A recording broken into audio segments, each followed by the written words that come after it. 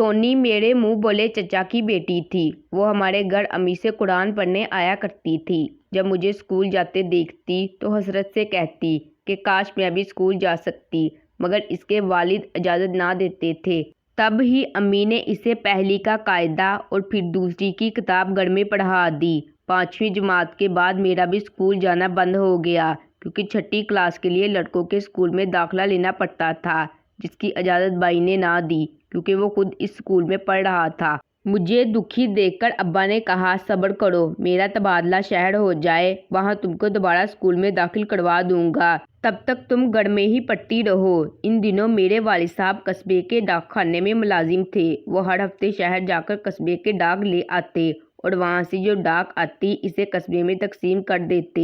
والد صاحب نے مڈل کی تیاری خود مجھے گھر پر ہی کروا دی، لیکن سونی بیچاری کا سلسلہ تعلیم 3ری جماعت سے بند ہو گیا۔ وہ اب بھی روزانہ ہمارے گھر آتی اور کبھی کبھی مجھ سے اردو پڑھنے بیٹھ جاتی تھی، کیونکہ میری طرح اسے بھی کچھ بننے کا شوق تھا۔ وہ اکثر کہتی تھی کہ میں بڑی ہو کر استانی بنوں گی۔ ابھی وہ 14 سال کی تھی۔ ایک دن پتہ چلا اس کی شادی ہو رہی ہے۔ اس کے ماموں قریبی گاؤں میں رہتے تھے، جن کے بیٹے سے اس کی شادی ہو رہی تھی۔ اس آدمی کا نام بشیر تھا۔ میں نے اسے دیکھا ہوا تھا۔ میں پریشان ہو گئی، کیونکہ اس شخص کے تو پہلے 5 بچے تھے اور عمر میں بھی کافی بڑا تھا۔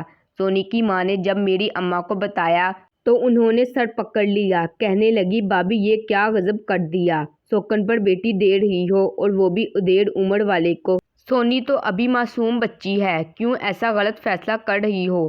بابی جان، بشیر کی بیوی 2 ماہ پہلے انتقال کر چکی ہے۔ اس کے 3 بچے تو سمجھدار ہیں، ان کو سنبھالنا نہیں پڑتا۔ 2 ہی ایسے ہیں جن کو دیکھ بھال کی ضرورت ہے۔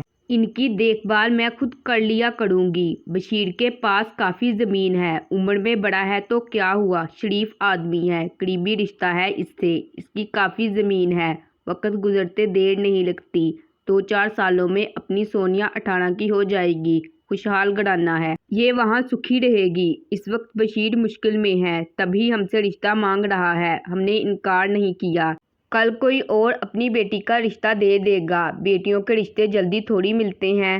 چچی جان، کیا تمہارا دل نہیں دکھتا کہ تم سونی کو 5 بچوں کی ماں بنا رہی ہو؟ آخر مجھ سے چپ نہ رہا گیا۔ بیٹی میں کیا کر سکتی ہوں، اس کا باپ نہیں مانے گا، ہم عورتوں کا کیا ہے۔ جس روز چچی یہ بات کر کے گئی، اس کے 1 ہفتے کے بعد کا واقعہ ہے۔ ہم سب سو رہے تھے کہ دروازے پر دستک ہوئی۔ اس وقت رات کے 10 بج رہے تھے۔ دیہات میں تو ان دنوں بجلی نہ ہونے کی وجہ سے 8-9 بجے سب بستر میں گھس جاتے تھے۔ دروازے پر دیکھا تو سونی کھڑی تھی۔ امی اس کو اندر لے آئیں۔ خیر تو ہے سونیا، اس وقت کیسے آنا ہوا؟ جواب میں وہ رونے لگی۔ ہم نے تسلی دی اور رونے کا سبب پوچھا۔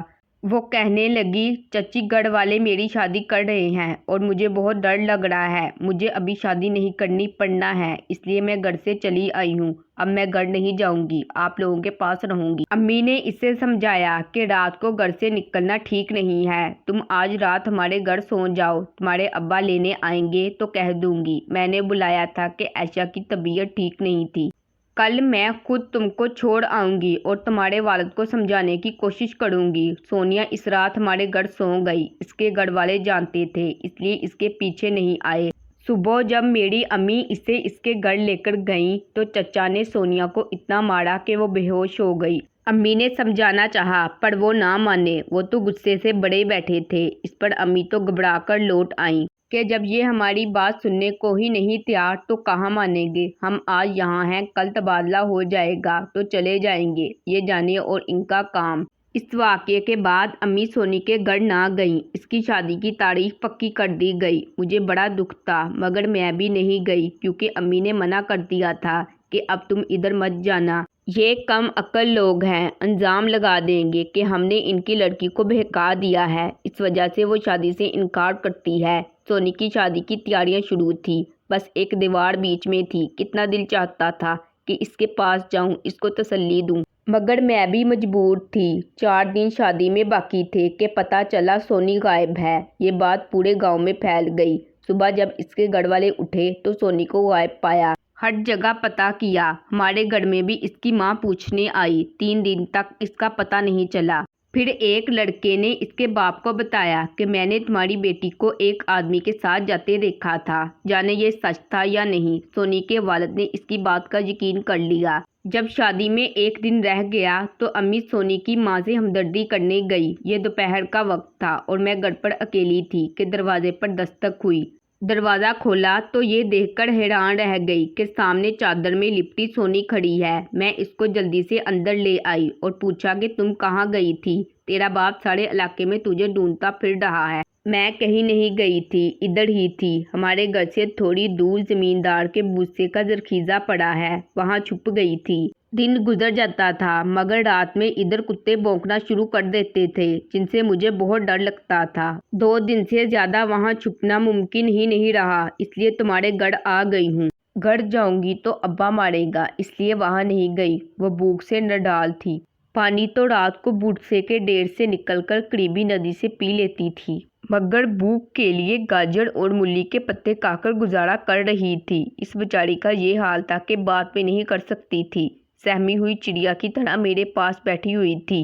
خدا کے لیے مجھے کہیں چھپا دو یا شہر اپنے ماموں کے گھر بھجوا دو۔ میں بشیر کے ساتھ نہیں جاؤں گی، مجھے اس سے ڈر لگتا ہے۔ تم نے دیکھا نہیں وہ کتنا بدصورت ہے؟ مجھے اس کے چہرے کی طرف دیکھ کر دہشت آتی ہے۔ وہ رونے لگی۔ بڑی مشکل سے اسے چپ کرایا اور اصرار کر کے چاول کھلائے۔ اتنے میں امی آ گئی اور سونی کو میرے پاس دیکھ کر حیران ہوئی۔ میں نے کہا، امی تم ہی اب اس بیچاری کو بچا لو، دیکھو یہ بشیر سے کتنی ڈری ہوئی ہے۔ بیٹی یہ پڑھائی لڑکی ہے، ہم کیسے اس کو کہیں چھپا سکتے ہیں؟ اس کے ماں باپ اس کے وارث ہیں، ہم اس کی مدد کریں گے تو ورگلانے والے دشمن کہلائیں گے۔ پھر اسے بہلانے لگی کہ بیٹی تو اپنے گھر چلی جا، معافی مانگ لینا، تیرا باپ پریشان ہے، دیکھنا وہ تجھے کچھ نہیں کہے گا۔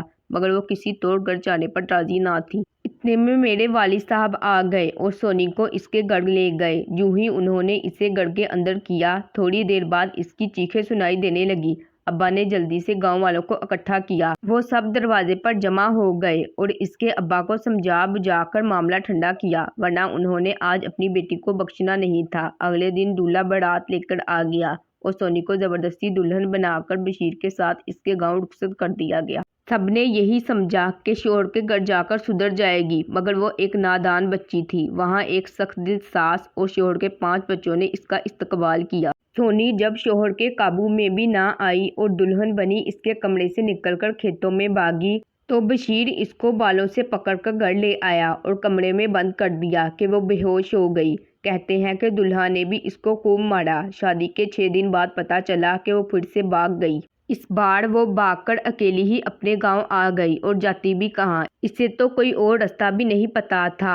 کاش وہ اس بار گاؤں نہ آتی بلکہ کہیں اور چلی جاتی، شاید کوئی خدا ترس اس کو بچا لیتا۔ اس بار وہ ہمارے گھر آنے کی بجائے ہماری استانی کے گھر جا کر چھپ گئی۔ بیچاری استانی تو پہلے ہی اس قصبے کے جاہلانہ ماحول سے ڈری رہتی تھی۔ وہ بڑی مشکل سے قصبے کے اس اسکول میں پڑھانے کے لیے راضی ہوئی تھی۔ اس نے سوچا کہ سونیا کی وجہ سے اس پر کوئی آفت نہ ٹوٹ پڑے۔ اس نے سونیا کو کمرے میں بٹھایا اور باہر سے کنڈی لگا کر چچا کے گھر اطلاع کرنے چلی گئی۔ یوں ہی ان کو اطلاع ہوئی، ماں باپ دونوں سونی کو لینے آ پہنچے اور چیختی چلاتی لڑکی کو گھر لے آئے۔ اب ہم نے سمجھ لیا کہ سونی کا آخری فیصلہ ہونے والا ہے، کیونکہ اس بار مار پیٹ اور سونی کے رونے چلانے کی آواز بھی نہیں آئی۔ بشیر بھی اسے تلاش کرتا ہوا اس کے باپ کے گھر پہنچ گیا۔ سب نے مل کر فیصلہ کیا کہ اس کو جان سے مارنے کی بجائے کسی دور دراز کے علاقے میں فروخت کر دیا جائے۔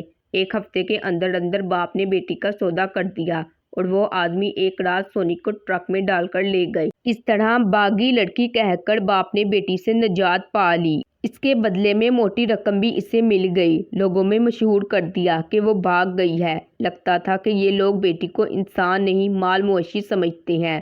جس رات سونی کو وہ لے کر جا رہے تھے میں نے اپنی چھت سے یہ نظارہ دیکھا تھا۔ انہوں نے سونی کے ہاتھ پاؤں باندھ کر اس کا منہ بھی دوپٹے سے باندھ دیا تھا۔ میں اپنی چھت پر بیٹھ کر بہت دیر تک روتی رہی، حالانکہ ٹرک تو کب کا جا چکا تھا۔ سونی کا افسوس اس کی ماں کو تھا یا اس کی چھوٹی بہن کو۔ ہم تینوں کافی عرصہ تک اس کے لیے چھپ چھپ کر آنسو بہایا کرتے تھے۔ باقی کسی کو اس کے جانے کا دکھ نہیں تھا۔ سارا گاؤں اس کا دکھ کیوں کرتا جب اس کے اپنے باپ اور بھائی کو اس سے کوئی جذباتی لگاؤ نہیں تھا۔ سب گاؤں والے تو یہی سمجھتے تھے کہ سونی بھاگ گئی ہے، تبھی اس کے غائب ہونے پر کسی کو کوئی ہمدردی نہ رہی تھی۔